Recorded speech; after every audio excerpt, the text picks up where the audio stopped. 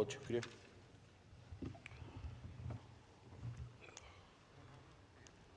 Sir, अंदाज़ा नहीं था कि आपकी मेहरबानी और शफ़क़त इतनी जल्दी हो जाएगी, लेकिन बहुत शुक्रिया।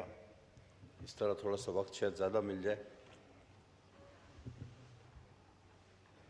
सर, ये एक रस्म है और रवायत भी है।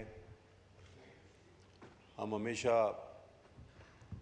अपने सालाना बजट पर गुफ्तगू करते हैं। उसी रस्म को सर आगे बढ़ाते हुए,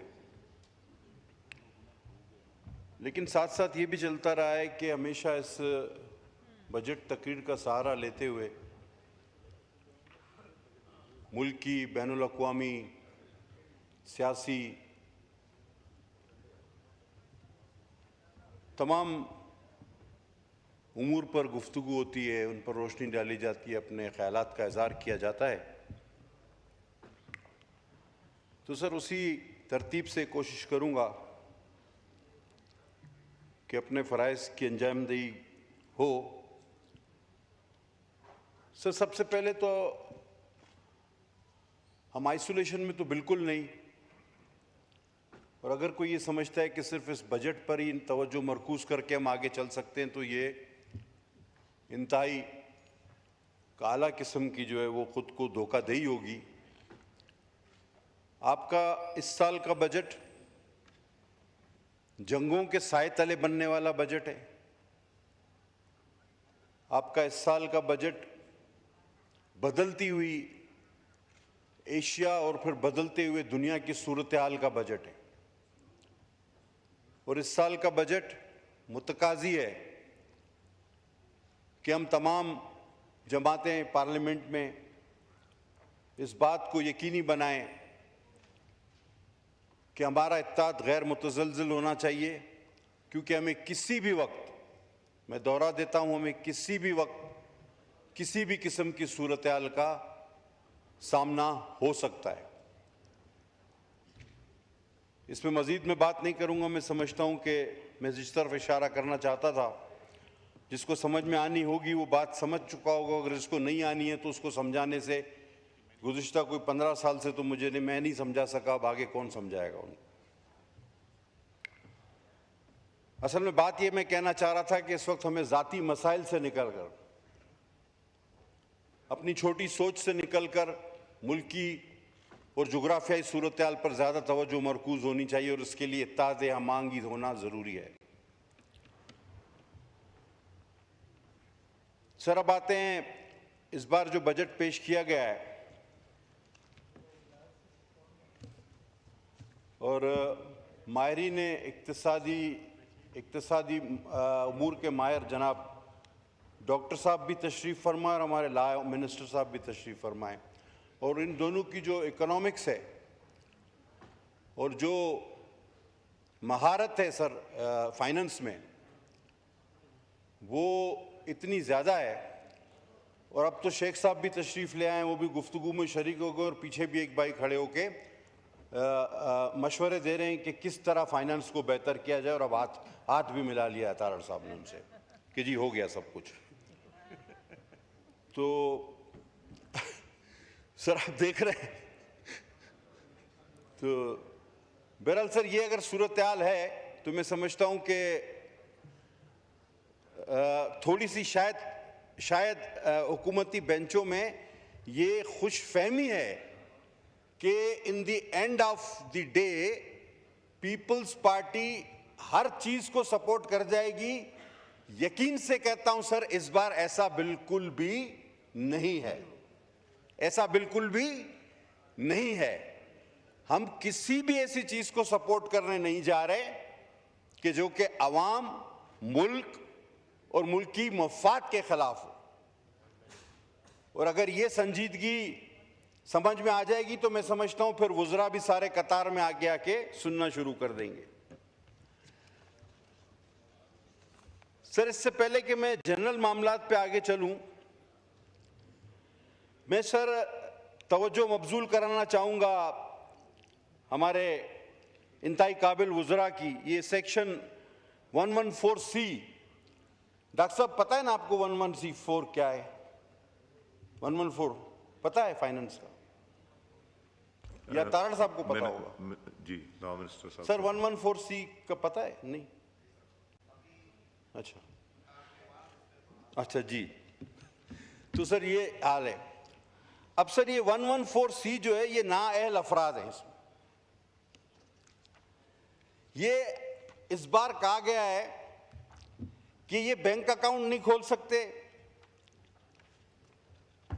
ये अपने ही अकाउंट से पैसे नहीं निकाल सकते, एक हद से ऊपर ये स्टॉक मार्केट में नहीं जा सकते। सर ये आर्टिकल 23 जो 23 है हमारा और 818 का तो खिलाफ वर्जी है ही है, एक शख्सी आज़ादी की। इनकी मनकूला और गैर मनकूला जायदाद ये बेच नहीं सकते, खरीद नहीं सकते, इनके अकाउंट सीज हो सकते हैं, और ये इनके सर आर्बिट्री परसेंटेज, एक ख्याली परसेंटेज सेट की गई है, वो है 130%। अगर ये अपने लास्ट गोशवारे से 130% के करीब नहीं आते तो ये, अब ये सर ये ख्याली हद है जो एफबीआर ने मुकर्रर की, इसको समझना चाहिए। और ये अगर उस 130% के करीब नहीं तो इनको किसी भी वक्त गलत करार दिया जा सकता है। इसमें कुछ चीजें लिखना आप भूल गए हैं जो नॉन फाइलर के लिए और भी लिखी जा सकती हैं। ये अपने बच्चों के खतना नहीं करा सकते, और अगर ये रिश्ता मांगेंगे तो इनको कोई रिश्ता नहीं देगा, ये समोसे खरीदेंगे तो साथ में चटनी नहीं मिलेगी, और चलते हुए ये दो पैरों का इस्तेमाल नहीं कर सकते, एक पैर से लंगड़ा के चलेंगे ताकि दूर से पता चले कि ये नॉन फाइलर जा रहा है। तो सर ये तमाम चीजें जो है ये मैंने आइन के वो आर्टिकल भी बताए जिसके ये खिलाफ है। अब आगे चलें सर, ये 138 और 140 टैक्स की वसूली। अब ये टैक्स की वसूली कम और बत्तागिरी ज्यादा है सर, मेरे ख्याल में रिकॉर्ड टूटने वाला है आप लोगों का। ये कुछ मखसूस हालात में, जिस तरह हमारे साथ कराची में होता था, नोटिस दिए बगैर ही अकाउंट्स मंजमद और रकम निकाल लेगी एफबीआर, यानी नोटिस नहीं देगी, अकाउंट्स मंजमद कर देगी और रकम निकाल देगी। सर ये 104 आपका आर्टिकल है मुनसिफाना ट्रायल का कॉन्स्टिट्यूशन में, ये उसकी शदीद खिलाफ वर्जी है सर। ये कारोबारी अफराद को टोटल एफबीआर के रहमो करम पर करता है। सर ये एफबीआर को क्या आप कोई जल्लाद बनाने जा रहे हैं? नैब से तो चले ये भी बात हो चुकी, मैं रिपीट नहीं करूंगा। मतलब मुझे समझ में नहीं आ रहा कि ये हुकूमत को किसने मशवरा दिया है। मुझे यकीन है कि इस हुकूमत में इतने काबिल लोग हैं, मेरे बड़े भाई तारड़ साहब की तरह, कि वो ये नहीं कर सकते थे। ये बाबुओं ने कुछ इनको लिख के दिया और उन्होंने पढ़े बगैर ही हमारे सामने इसको रख दिया है। अगर ये इसको पढ़ते तो मैं नहीं समझता कि वो ये बातें यहां लाते। अब सर इनलैंड रेवेन्यू ऑफिसर की तैनाती को दे दें, ये 175C है सर इनका, 175C। ये कहते हैं किसी भी कारोबारी मकाम पर एक शख्स को एफबीआर जाके खड़ा कर देगा कि देखो ये कारोबार से किस तरह नफा नुकसान हो रहा है। यानी आपके ऑफिस में भी वो आपके सर पे खड़ा हुआ होगा, आपकी फैक्ट्री में भी आप वो तैनात कर सकते हैं, आपकी दुकान पर भी लाके उसको एक कुर्सी दे के बिठा सकते हैं। वो सर इसमें अच्छा हुआ ये नहीं लिख दिया इन्होंने कि बेडरूम में वो देखे कि राइट साइड पे इसको सोना है या लेफ्ट साइड पे सोना है, वो भी ये फैसला करे ये आदमी। ये अच्छा हुआ ये इनसे रह गया। सर ये इस किस्म के इकदामात में एक एक करके आपको बता रहा हूं। अब सर सेक्शन 14AC, ये सर मनकूला और गैर मनकूला जायदाद की मुंतकली है सर। अब जो शख्स सेल्स टैक्स एक्ट में रजिस्टर्ड नहीं, वो ये सारी चीजें नहीं कर सकता। इसमें टैक्स गुजार को सुनने का कोई हक नहीं, और ये टोटल अफसरान के रहमो करम पे होगा। और सर यानी कि अब इनकम टैक्स का एक ऑफिसर, पहले आपको उसके पास पेश होना पड़ेगा और आपको बताना पड़ेगा कि मैं क्या चीज खरीदने के काबिल हूं और मैं क्यों काबिल हूं, मैंने ये पैसे कहां से लाए, कैसे आए। और अब मैं सर खरीद ले तो उसके बाद तो टैक्स वो हमेशा देता ही है, लेकिन अब पहले आपको बताना होगा कि मैं फलां चीज खरीदना चाहता हूं। अब वो उस पर मुनस्सर है, वो कहे कि भाई तुम नहीं खरीदो। यानी हक के कारोबार भी मशरूत कर दिया गया है इनकम टैक्स के ऑफिसरों से कि वो अब आपको बताएंगे कि आप क्या खरीद सकते हैं, क्या बेच सकते हैं, क्यों खरीद रहे हैं, क्या खरीद रहे हैं। अब ये कोई अक्लमंदी वाली चीजें हैं? यानी आपको अपना, यानी एक शरीफ इंसान उसको कायल करेगा एक 17, 18, 19 ग्रेड के अफसर को कि भाई ये मैं चीज बेचने या खरीदने जा रहा हूं, मेहरबानी करके इजाजत दे दो, और वो फैसला करेगा उस शरीफ शहरी का कि हाँ भाई तुम ये करो या ना करो। उसके दिल में आए तो कहेगा नहीं, सवाल ही पैदा नहीं होता। अब सर ये सेक्शन इनका है 37AA और AA, ये इनलैंड रेवेन्यू, ये शक की बुनियाद पे किसी को भी गिरफ्तार कर सकते हैं कमिश्नर की इजाजत के बगैर। सर ये इख्तियार तो नैब को भी नहीं था, ये इख्तियार FIA को भी नहीं है, ये सिर्फ इजराइल के पास है। ये इख्तियार अल्लाह ने सिर्फ इजराइल को दिया और अब इन्होंने FBR को दे रही है कि बगैर नोटिस के इजराइल अल्लाह ताला के हुक्म पर जब चाहे किसी की जान ले सकता है। ये इजराइल के बाद ये इख्तियार सिर्फ इनकम टैक्स को दिया जा रहा है। बहरहाल, और उसके गिरफ्तारी के बाद तहकीक होगी कि आया ये शख्स गलत था या सही। अब आपको पकड़ के जूते मारते हुए हथकड़ी लगा के रोड से ले जाएं कमीज उतार के, और 2 घंटे या 4 घंटे दूसरे दिन बाद कहें कि नहीं यार ये शरीफ आदमी था, छोड़ दिया। ये कहां की अक्लमंदी है कि गिरफ्तारी के बाद एक शरीफ इंसान के उसको जो है बेगुनाह करार दिया जाए। ये सेक्शन 37A और AA है, ये पढ़ लेते काश। अब सर ऑडिट फर्म्स का मामला, आखिरी बात इस पर करूंगा फिर आगे चलता हूं, वैसे तो बहुत सारी बातें हैं। सर ये ऑडिट ओवरसाइट बोर्ड जो होते हैं, ये स्टॉक एक्सचेंज की ऑडिट ओवरसाइट बोर्ड जो है वो खुद अपनी जो है वो इनकी चार्टर्ड अकाउंटेंट जो इंस्टीट्यूट ऑफ चार्टर्ड अकाउंटेंट वो इनका ऑडिट करती है। सर अब एक ऑडिटर पे भी ऑडिटर बिठा दिया है। अब इन्होंने बजाय इंस्टीट्यूट ऑफ चार्टर्ड अकाउंटेंट के ICAP पे ये एक इदारा है उसको ये भेजेंगे और अपनी मर्जी के फैसले कराएंगे।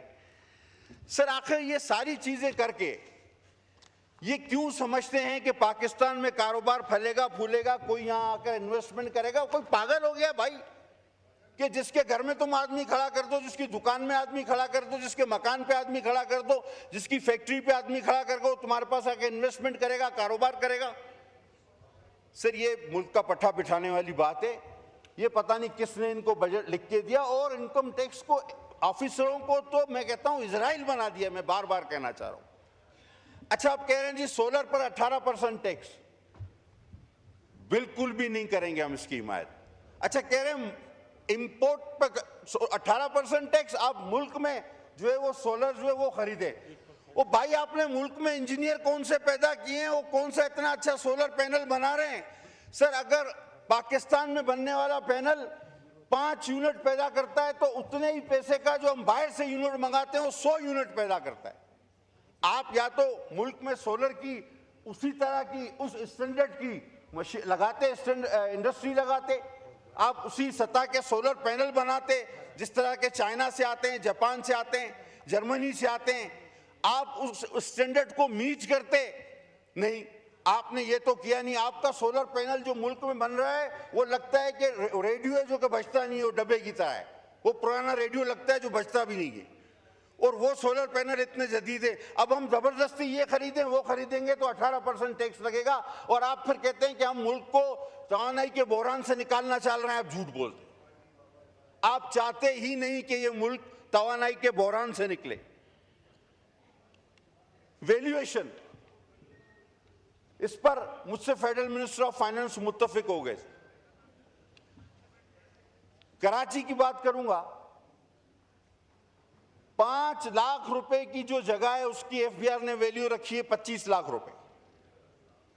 अब टोटल वो 5 लाख की वैल्यू है, उसकी 25 लाख कहां से लाए कोई 25 लाख वाइट मनी? तो हुआ क्या इससे, अब इनको खुद अंदाजा नहीं कि लोगों ने रजिस्ट्रार के पास जाना बंद कर दिया, 2 गवाह रख के वो शरई मुआहदे करा रहे हैं। लेकिन मैं इसमें शुक्रगुजार हूं, मेरे दोस्त जो अब फाइनेंस मिनिस्टर नहीं रहे, अली साहब भी और हमारे फाइनेंस मिनिस्टर भी, ये मुझसे एग्री करते हैं कि हाँ ये गलत है। इन्होंने एक चीज़ कही थी मुझे कि आप मुझे निशानदेही करें। सर मैं अपने हल्के तक की तो निशानदेही कर सकता हूँ कि कहाँ की जो है ना रकूम गलत रखी गई है, वैल्यूएशन हाई रखी गई है, लेकिन पूरे कराची का सर्वे सर मैं ये इन जल्लादों से, इजराइलों से करा ले सर। इतनी बड़ी जब इनको इतने इख्तियारात दिए इनकम टैक्स वालों को, तो ये इनसे करा लेना। हम एक पूरी कराची का सर्वे मैं कहाँ से जाके करूँ सर। अब आप आ जाए सर, एक पूरे पाकिस्तान में, पूरी दुनिया में पाकिस्तान एक वाहिद मुल्क है, एक अनोखा मुल्क है कि जिसमें हमारा मकामी माहीगीर। पटेल साहब, आपके विप ने लिख के दिया कि आपको पार्टी की तरफ से एक्स्ट्रा टाइम दे दूं, तो इसलिए एक्स्ट्रा टाइम। जी बहुत शुक्रिया सर, मैं इंतहाई शुक्रगुजार हूं आपका सर। पाकिस्तान इस तरह से एक अनोखा और वाहिद मुल्क है कि पाकिस्तान में मकामी माहीगीर को पोर्ट क्लियरेंस लेनी पड़ती है और उसके एवज उसको पैसे देने पड़ते हैं। अब वो कौन सा अफ्रीका, सोमालिया, अमेरिका जा रहा है, वो जाता है अपनी कश्ती लेके अपने समुद्र में शिकार करता है, वापस आता है, लेकिन उसको कहते हैं पोर्ट क्लियरेंस, कस्टम का पोर्ट क्लियरेंस दो। सर एक मुल्क से दूसरे मुल्क में आते हुए तो कस्टम का जिक्र सुना है, अपने ही मुल्क में शिकार करने, मछली पकड़ने, बच्चों का पेट पालने, वो भी कभी मिले कभी ना मिले, वो भी कस्टम भरे। ये कभी हुआ है? ये दौरान बजट स्पीच मिफ्ता इस्माइल साहब ने, अब वो साल मुझे याद नहीं, मेरे बोलने पे उन्होंने मेरा नाम लेकर अपनी स्पीच में कहा कि आज से हम ये खत्म कर रहे हैं। जो मेरी बात को अगर शायद कोई नोट कर रहा हो तो वो करे। उनके इस ऐलान के बावजूद आज तक भी हमारा मकामी छोटा माहीगीर कस्टम को पोर्ट क्लियरेंस दे रहा है, रोजाना आ रहा है, रोजाना जा रहा है, कहते हैं भाई तुम कस्टम को पोर्ट क्लियरेंस दो। ये किस किस्म का जुल्म है दुनिया में और कहीं भी नहीं। सर ये स्मगलिंग का बड़ा एक, अब सर जो चीज भी, मैं बलूचिस्तान से अगर कोयटा से चलूं, अभी तो खैर चलना हालात की वजह से थोड़ा मुश्किल भी है, लेकिन अगर चलता भी हूं तो सर 5 बार तो मेरा शनाख्ती कार्ड चेक किया गया जाता है। चले 2 जगह पे वो पहचान लेते, 3 जगह पे फिर भी मुझे बताना पड़ता है मैं कौन हूं, मैं सफर पे जा रहा हूं। लेकिन ये सर ट्रक के ट्रक, सैकड़ों ट्रक ये कराची हर चीज के पहुंच जाते हैं, सुपर हाईवे से भी, आरसीडी हाईवे से भी, और जब सब कराची पहुंच जाते हैं तो वहां पे छापे लगना शुरू हो जाते हैं कि ये स्मगलिंग हो रही है या स्मगलिंग का सामान है। ये 2 दिन 3 दिन की मुसाफिर तय करके जहां पे सारे महकमे, police, custom, coast guard, rangers, दुनिया का हर महकमा वो कराची तक पहुंच जाता है, और कराची में जब दाखिल हो जाता है उसके बाद वो स्मगलिंग का सामान हो जाता है। रास्ते में वो स्मगलिंग का सामान नहीं है। ये मामला आखिर मेरी समझ से तो बाहर है। कोई भी चीज कराची में तो नहीं बन रही, वहां पैदा नहीं हो रही, और आपको पता है आ कहां से रही है। चले पोर्ट से अगर हो रही हो तो अलग बात है, लेकिन बजरिया सड़क कोई केपी से आ रही है, तो कोई अफगानिस्तान से आ रही है, तो कोई ईरान से आ रही है, उस वक्त वो कस्टम चोर नहीं है, वो जुर्म नहीं है। हाँ, कराची की हुदूद में जब वो दाखिल हो गई तो वो चीज जुर्म बन जाती। सर ये भी मेरे लिए बड़ी हैरत की बात है, वो इदारे पता नहीं इन सड़कों पर क्या कर रहे हैं। सर पोर्ट कासिम अथॉरिटी को भी इसी फ्लोर ऑफ द हाउस पे, अब फिर मुझे सन याद नहीं, अली मोहम्मद मेरी मदद करेंगे, हमाद अजहर ने जब बजट पेश किया था जिस साल,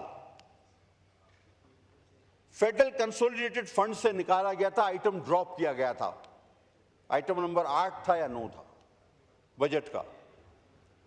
फ्लोर ऑफ द हाउस पे मिनिस्टर ने आइटम ड्रॉप किया, अख्तर मेंगल, असलम बूतानी साहब के कहने पे, जो उस वक्त आपके इत्तादी थे, लेकिन वो गजेट में छप गया। और आज भी वो केस चल रहा है सुप्रीम कोर्ट में।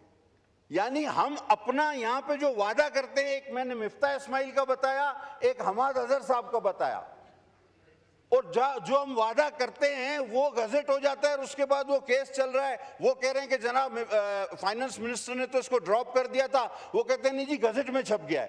अरे भाई गजट में गलत छप गया, जो फाइनेंस मिनिस्टर ने अपने ताजियों के कहने पे उसको ड्रॉप कर दिया तो वो गजट में गलती से छपा है। और हमारे असेंबली का अमला भी माशाल्लाह बहुत ही काबिल है कि वो ड्रॉप किया उसने कि जी हम ये वापस लेते लेनो जूं का तू जाने दो। वो आज तक केस चल रहा है। खुदा के वास्ते इसको भी किसी फैसले की तरफ ले जाए। मैं सर आज नहीं चाहूंगा कि माहौल जरा भी तल्ख हो, क्योंकि हम वैसे ही आलमी तलखी का शिकार हैं। सो मैं सिर्फ इतना कहना चाहता हूं सर कि ऐसा बजट ऐसे वक्त में आपको सूट नहीं करता। मैंने जब पूछा दो चार इनकी शिकें, किसी ने नहीं पढ़ा इसको। हमारे दोस्तों ने अभी तस्दीक भी हो गई, इनको पता ही नहीं, और फाइनेंस मिनिस्टर साहब यहाँ मौजूद नहीं। हाँ अलबत्ता ये पहली बार हुआ है कि इस बार दो बजट आए थे, एक पढ़ा गया एक नहीं पढ़ा गया, दोनों हुकूमती जमात के थे। एक एमक्यूएम ने भी बजट पेश किया, ऐसी मुझे दो कॉपी मिली। एक हुकूमती बजट जो पढ़ी जा रही थी, एक एमक्यूएम का बजट था, वो नहीं पढ़ा उन्होंने, तो वो भी पढ़ दें। ये पहली बार हुआ है कि दो हुकूमती बजट आए हैं, एक मुस्लिम लीग नवाज नून का, एक एमक्यूएम का। दो बजट आए इस बार, एक पढ़ा गया एक नहीं पढ़ा गया।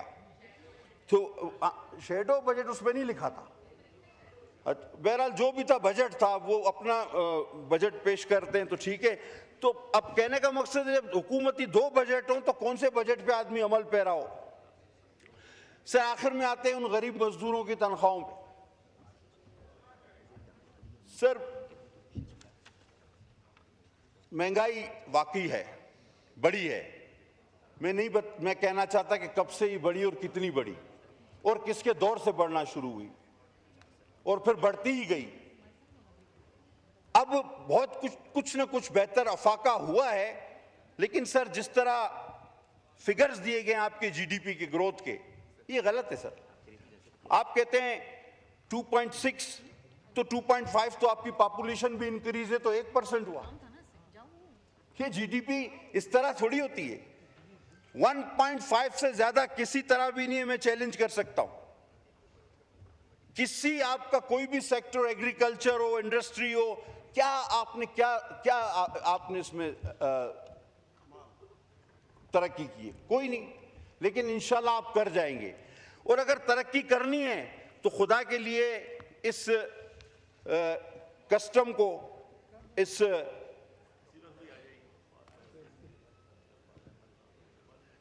एफबीआर को आप लगाम दें। ये गिरफ्तारी, ये आपके कारोबार की जगह, आपके घर, आपके मकान, आपकी दुकान में इनकी तैनाती को रोकें। ये बगैर सबूत के, बगैर नोटिस के अकाउंट मंजमद करना और किसी को भी शक की बुनियाद पर गिरफ्तार करना, ये सारा इस बजट का हिस्सा है, इस बिल का हिस्सा है। तो ये आप लोगों को भगाना चाहते हैं इस मुल्क से, जो कि पहले ही भाग रहे हैं, या आप चाहते हैं कि कोई ना कोई जिस रास्ते पे हम चल निकले उस पे चल पड़े। सर कौम में खुशी की एक लहर थी, है, अल्हम्दुलिल्लाह। जैसा कि हमने इसी जगह पे खड़े होकर कहा था कि हमारी कौम में, हमारी अफवाज में वो जज्बा है कि हम दुश्मन को मुंह तोड़ जवाब दे सकते हैं, और अल्हम्दुलिल्लाह सुम्मा अल्हम्दुलिल्लाह हमने दिया। आज हमारा दुश्मन 100 बार सोचेगा हम पर हमला करने से पहले। लेकिन सर कौम की इस खुशी को, कौम के इस यकजहती को, ये आपका मुल्क दुश्मन बजट पारा पारा कर देगा, जिसमें हर शख्स गिरफ्तार हो सकता है, हर शख्स को जो है शक की बुनियाद पे आप बंद कर सकते हैं, हर आदमी कारोबार नहीं कर सकता। अच्छा मुझे एक बात सर, आज ये मिनिस्टर साहब बताएं, अगर नॉन फाइलर बैंक अकाउंट नहीं खोल सकता तो वो अगर कोई नया नौजवान आए वो कहता है मैं कारोबार करना चाहता हूं, उसको कोई उधार देता है तो अब वो पहले बैंक अकाउंट ही नहीं खुलेगा, वो कोई चीज खरीद नहीं सकता, तो वो मुझे बताएं वो दुकान कैसे खरीदेगा, वो कैसे शुरू करेगा अपना कारोबार। इसका क्या तरीकेकार है कि कोई नया आदमी अगर अपना बिजनेस शुरू करना चाहे तो पहले तो आप कहते हैं कि अच्छा तो नॉन फाइलर नहीं होता, अभी तक तो बेरोजगार था, अब वो फाइलर बनने जा रहा है तो वो बैंक अकाउंट नहीं खोल सकता, वो कोई चीज खरीद नहीं सकता। ये क्या अकलमंदी है? ये कौन सी, मतलब किसने बनाया है ये बजट? और नया आदमी तो अब कोई काम शुरू ही नहीं कर सकता, यानी नौकरियां आप देंगे नहीं, कोई शख्स कारोबार शुरू नहीं कर सकता, शुरू करेगा तो उसको गिरफ्तार कर लिया जाएगा, अगर उसने कारोबार शुरू भी कर लिया तो उसके सर पे कोई आके खड़ा हो जाएगा कि देखो ये कमा रहा है या नहीं कमा रहा, और अगर वो आपकी तवक्को जो 130% है उसके मुताबिक नहीं कमा रहा तो इसको अंदर करो और इसके अकाउंट जब्त कर लो। खुदा के वास्ते ये किसी दुनिया में किसी और मुल्क में है? और उसको सुनवाई का कोई हक भी नहीं। ये किसी और दुनिया में ऐसा मुल्क में ये एफबीआर के कानून हैं? सर सीधा सीधा मैं आपसे कह देता हूं कि सर ये नहीं होगा, ये नहीं चलेगा इस तरह, ना हम मंजूर करेंगे, ना मैं समझता हूं कोई भी समझदार आदमी जो इस बजट को पढ़ सकता है, जो इसको समझ सकता है, वो कभी भी इसके हक में वोट नहीं देगा, कभी भी हक में वोट नहीं देगा। Thank you. बस सर वो फारूक भाई ने, मैं हमेशा एक शेर पढ़ता हूं, फारूक भाई ने उस शेर को गलत पढ़ दिया था इस बार। हाँ, हमारे बाबू भाई जो है फारूक भाई, और वो शायर भी कतील शफाई है सर। सर बहुत खूबसूरत शेर है वो, मैं हमेशा हर बजट स्पीच में पढ़ता हूं, आप रिकॉर्ड उठा के देख लें। और ये मैंने 2008 में इसलिए पढ़ा था कि मेरी अजीम कायद शहीद मोहतरमा बेनज़ीर भुट्टो साहबा शहीद हो गई, तो मैंने उनके लिए ये पढ़ा था कि वो मुझे दुख हुआ कि उनको दोबारा गलत क्यों पढ़ा गया। 2007 में उनकी शहादत हुई तो 8 में हमने बजट पेश किया और नवीद कमर ने टपकते हुए आंसुओं के साथ वो बजट पेश किया था, और हमारी ये फीलिंग थी, और ये शेर उस फीलिंग की गमाजी करता है कि हिसाब उम्र का इतना सा गोशवारा है, तुझे निकाल के देखा तो सब खसारा है। बड़ी मेहरबानी सर, बहुत शुक्रिया, थैंक यू।